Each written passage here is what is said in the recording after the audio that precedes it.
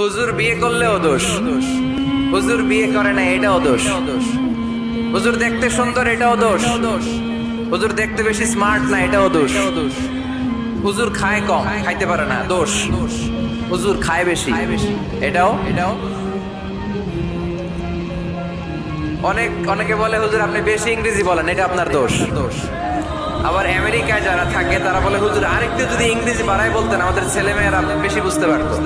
আপনি যে কম বলেন এটা আপনার দোষ। ভেজাল আছে না নাই?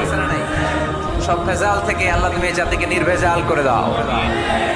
আর অল্প কয়েক মিনিট ডিস্টার্ব করো না। তো আল্লাহ তিন ভাবে আমাদের দোয়া কবুল করে। পদ্ধতি নাম্বার 1, চাওয়া মাত্রই দিয়ে দেয়, বলে হ্যাঁ দিব তো দিয়ে দেয়, আমরা খুশি।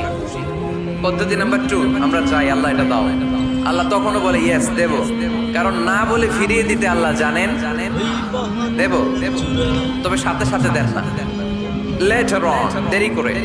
কখন দিলে আমার জন্য ভালো, এটা আমার চেয়েও ভালো জানে কে, দেরি করে দেয়। পদ্ধতি নাম্বার 3, আমি চাইলাম আল্লাহ এটা দাও, আল্লাহ বলে ইয়েস দেব, সাথে সাথে দেয় না, দেরি করেও দেয় না। এটা কিয়ামতের ময়দানের জন্য তিনি রেখে দেয়, যাতে ওই দিন বিপদের কালে এই দোয়ার বদৌলতে তিনি আমাদেরকে বাঁচিয়ে দিতে পারে।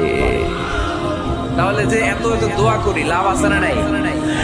হয় সাথে সাথেই কবুল, নয় কিছু সময় দেরি করে কবুল, তা না হলে আখেরাতের অ্যাকাউন্টে আমাদের জন্য ব্যালেন্সে রেখে দিয়েছে কে? এজন্য আজকের এই ফরিদপুরের মাহফিল তখনই সার্থক হবে যখন আমরা এই সিদ্ধান্ত নিতে পারবো যে আমরা চাইবো একজনের কাছে, তিনি কে, এবং চাইবো চাওয়ার মতো। যেহেতু এটা একটা শিল্প, আর্ট, এটাকে আত্মস্থ করতে হয়। চাওয়ার মতো চাইলে এটা কখনো মিস হয় না।